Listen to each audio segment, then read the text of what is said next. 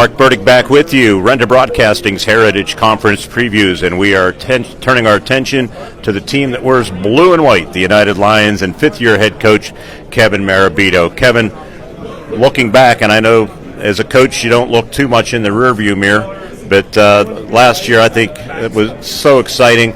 All the way to the District 6 championship game, you finished 9-5, and there was certainly a lot of excitement right where we're conducting this interview. Oh, it was, Mark. I mean, it was a great year for the United community. I mean, that was the first time in 20 years that they made that trip, and, you know, just the excitement. And the kids got to build on something, and I told them when I came here that you can talk about going to a title game, but you've got to experience it. And our kids got to experience it, and you know, like you say, it's in the past now, but you know that was a great year for us. It was exciting. You know, it's good for an old guy like me to get excited about things again. But it's a great year. But you know, now New Year's upon us.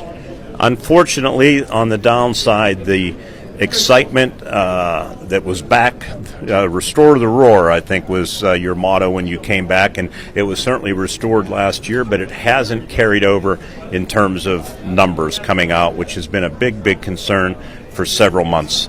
Tell our viewers and our listeners where you're at with numbers approaching this season.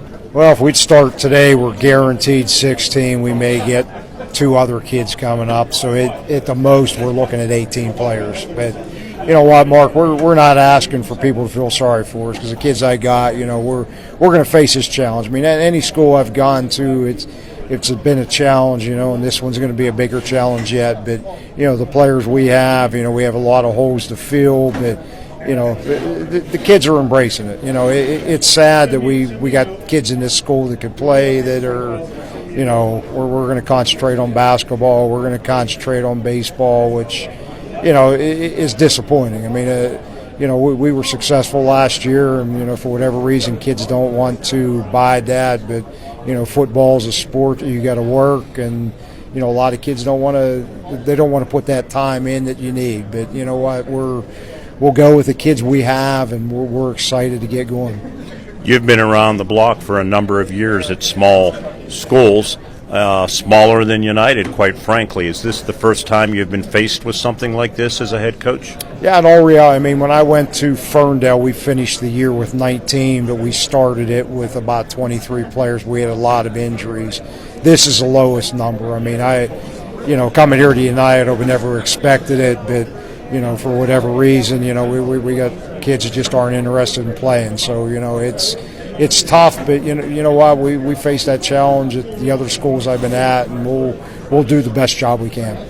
Kevin, I wouldn't be doing my job if I didn't ask you this, and it's something that I struggle with in my job and following high school athletics for so many years, because this topic is somewhat foreign to me, with situations where I see kids leaving schools that they've been a part of for so many years. But it appears that Kyle Silk, your outstanding quarterback from a year ago who would have been a senior, will change schools and go across the river to Ligonier Valley. Is that something you want to comment on? No, I mean, we just, you know, wish the best to him, and, you know, I mean, I don't want to comment on his situation. You know, Kyle's a great young man. You know, we just wish him the best, and, you know, whatever happens. Who will take his place? Right now we got Eli Clevenger. I mean, he's done all the work in the summer. You know, we had our other young man, Ben Tom's, not coming out this year. So, you know, Eli's going to move into that position. He's done a great job. I mean, he has a great attitude, and, you know, and he'll get through some of the growing pains, but, you know, I feel confident in what he can do, and he'll do the great job for us. Hunter Cameron, speaking of great jobs, he was simply outstanding last year. Certainly will be a key cog if you want to enjoy success this year. Oh, definitely. I mean, our key is, Mark, is you got to stay away from injuries. I mean, and Hunter, you know, he's got dinged up, but he realizes this year, I mean, he put a lot of work in the summer, and he knows he's got to be in shape, because I've already told him he can't come out, you know, and that's part of it. But, you know, Hunter is a great young man, a great attitude, you know, and, you know, you talk about the low numbers, but not one time this year that our players ever, you know, complain about it. They're going to face it, and, we're just going to go at it. But our key is Hunter staying healthy, and a couple of our linemen. I mean, we only have 2 returning linemen coming back. They've got to be healthy. But we're going to get through some growing pains. But I'm excited for the challenge.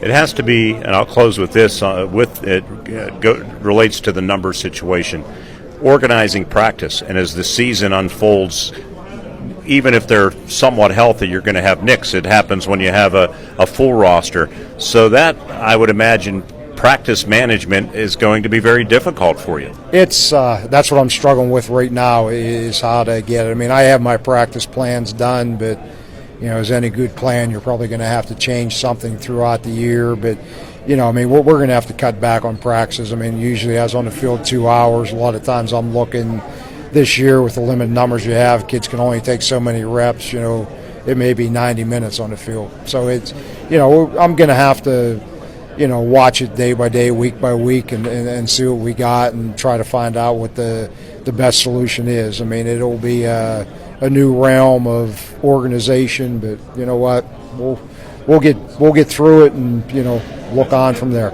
I've attended some of your practices. I'm always impressed with how well organized they are. They say age makes a man wiser, so let's find out. Yeah, I'm pretty old, Mark, so it's no comment on that one. Thanks for doing this, Coach. We'll see you along the way. All right, thank you, Mark. One of my favorites, Kevin Marabito, in his 5th season at United, coming off of a big year. It's unfortunate that he has the situation with the low numbers, certainly something that United is experiencing, I believe, for the first time. That's our report with the United Lions. I'm Mark Burdick, right here on Render Broadcasting's Facebook pages.